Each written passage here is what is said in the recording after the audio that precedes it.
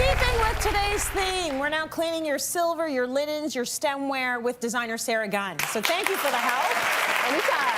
You got to get clean and ready to go for anyone that might be coming over. So let's start with the silver. Okay, let's start. Yeah, so you know what? It's really a good idea to get a head start on some of this stuff so you're not bombarded with everything when the season finally hits us, right? Yep. So first thing is silver. I think it's beautiful when it has a bit of a tarnish and a patina when it's sitting in a cabinet on display. Yes. But if you're going to be putting food in it or serving drinks in a teapot, you want it to shine and look clean, right? So I have a couple DIY solutions here for you for that. Okay. So the first one is you need a large glass dish or an aluminum dish. Okay. Okay, and then you take some aluminum foil and you crumple it up. Yeah.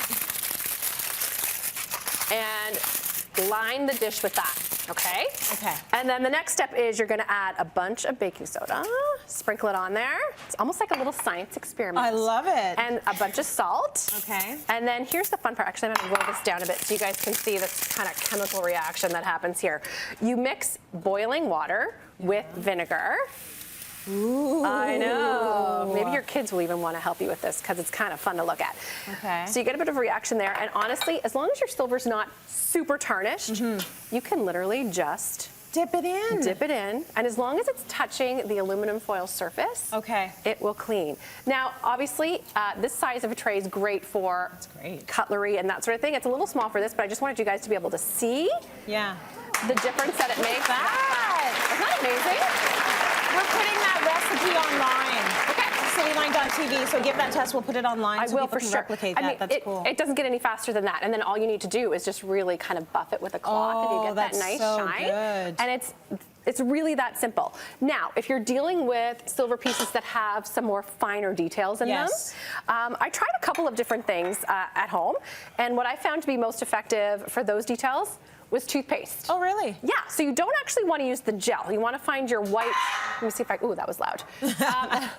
And you just put the toothpaste right on a couple of spots here, get a toothbrush, and you literally just scrub away and into all these little crevices. Nice. And it gets rid of those darker spots in there and really, really makes it shine. So hopefully you don't have to use that for the whole tray. I would use the vinegar thing. Right. That's and then just go in there with the toothpaste for the really, really dark spots. Yeah, for those stubborn little details. Yeah. And then, when you wipe it off, I may have gone a little overboard with my toothpaste on here, but you can really see that it's got more of a shine to it than it did before.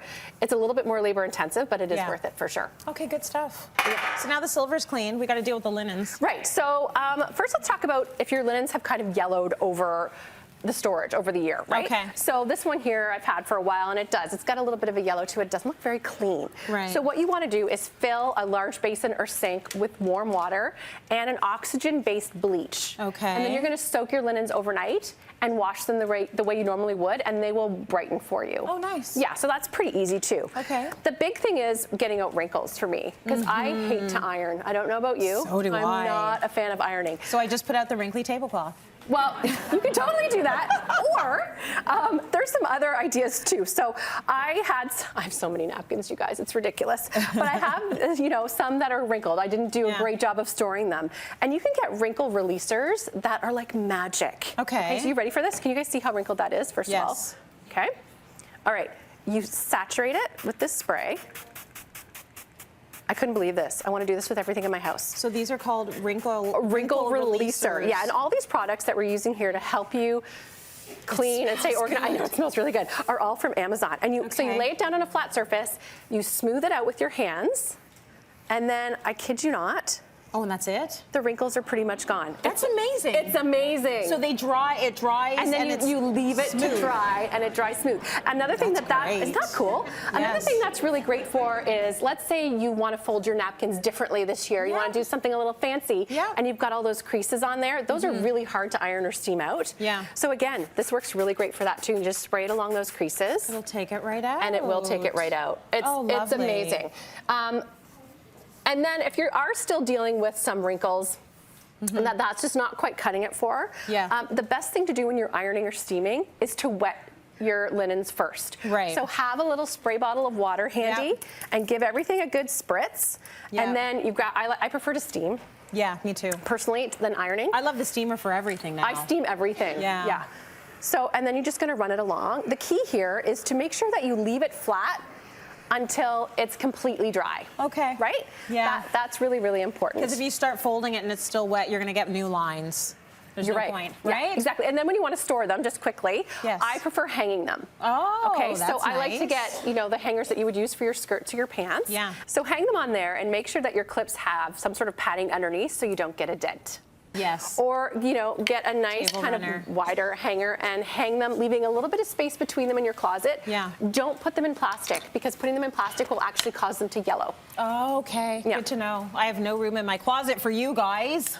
But that's good. That's a very smart idea. Yeah, I thought it's easier. Yeah, you it's can way kind of whip easier. through them and see what you have too. And you're going to take them out. They're going to be ready to go. For sure. Let's talk about your stemware and cleaning something like this. You have a genius. Isn't this cool? Product. This is awesome. So many of us have these decanters, So and you're filling them good. with wine, and they're impossible to get clean. Yeah, you can't get in So you there. can get these bendable brushes, and use some light, mild soap and water, Yeah. and you can get really into all those crevices, which is great. These are really nice for champagne glasses as well. Yes. For flutes, you can get really inside of there really, really easily. And baby bottles, but wash it in between. Yeah. That's very good, right? Yeah, maybe. Wine, baby bottle. Maybe not alternating between the two too often. Yeah. And then when you're dealing with your stemware itself, sometimes they get a little bit cloudy. Yes. Right, either from hard water or whatever. I do recommend hand washing all of this stuff anyway. Yep. But if you are putting in the dishwasher and you're finding that they're getting a bit cloudy, fill your sink with water, warm water, and vinegar. Okay. Yeah, about 1 part vinegar to maybe 2 or 3 parts water. Yes. Let them sit overnight and then wash them. And then the key is to dry them right away. Right. And you want to use a microfiber cloth. Okay? And then using that rather than cotton is going to mean that there's no residue or anything on there at all. Oh. And then store them properly when you're done, you guys. Just pick up these little containers that divide everything up, and then you don't have to worry about breaking them. I mean, you might break them when you're having your party, but at least they're not breaking when you're not using them. If these are the ones you put away and you don't use all every the time. day. Exactly. Yeah, very good.